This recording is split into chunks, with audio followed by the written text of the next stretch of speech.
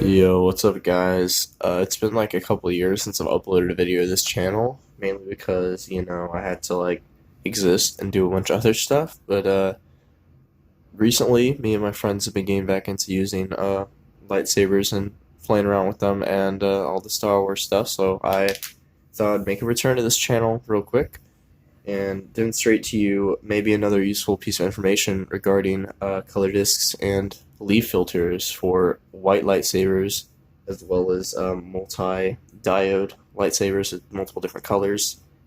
For instance, my hot pink lightsaber has both red and blue LEDs to create the color.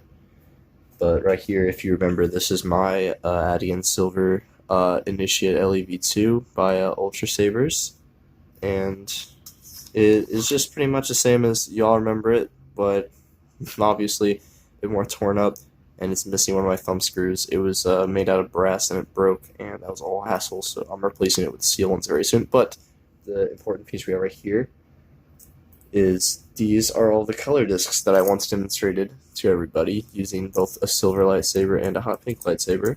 And you might have heard for a long time that these things called leaf filters, which are actually used for shows like theater productions and all sorts of lighting effects. They're put on very high temperature lights and LEDs on a large scale. They sell this very small swatch book for purposes of deciding whether or not the actual product itself is something you want, because this isn't the product, this is really a sample. But it works out perfectly that these are just the right size to cut out a little a sheet that works just fine for a small LED like a lightsaber. And since they are made, ignore my 16-year-old son yelling about Fortnite in the background, and I wish I wasn't joking, but did I say son or brother? I don't even know. He's my brother. I'm 20. I'm sick as balls, but so I cut out little color disc size circles into the leaf filters, and because the whole purpose of the leaf filter is to change the color of a light while retaining as much of its brightness as possible, and they've been developing like this for years and years and years for like theatrical purposes. These are probably the best way to filter a white lightsaber color, and not talking, I'm just going to show you the difference. So, excuse me, we're going to be comparing directly with the color discs from Ultrasabers, but color discs from any company are just about the same, I'm going to be honest. As you can see, maybe I'm missing a few of them, but these are the regular color discs. So this is, for reference, the white, and just put the blade in. All right, now let's try it with yellow, which was my favorite for a while, because with the color disc, it's probably the most obvious change. I don't know why it is, but it's more easy to tell that it's yellow. But even so, looking at this now, it appears very pale, and you will see why. So that was a yellow color disc. If we compare that to a yellow leaf filter, I have two kind of yellows. This is my more pure yellow, and as you can see, the difference is immediately obvious and pretty extreme. Yeah, it's kind of crazy. I like that one a lot, but it turns out this little greenish one shows better. Like, it's really neon. Look at that.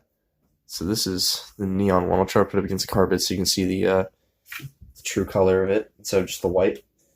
The blue one is another big difference. I used to want to try to make this blue with color discs, and it would be very pale. As you can see, this barely looks any different than the white. But if I put in, I have a few blue ones here.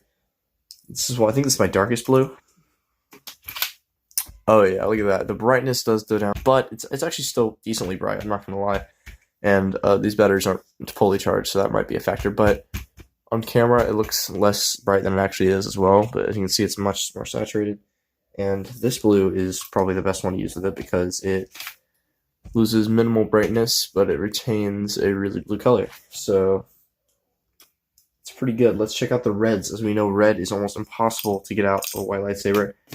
This looks pink and very, I guess it kind of looks orange on camera, honestly, but in real life it looks much more pink, I promise. But compare this with what we're actually able to get out of a red filter.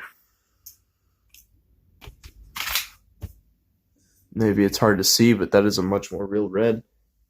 I will shutter some blinds so you can see the color better.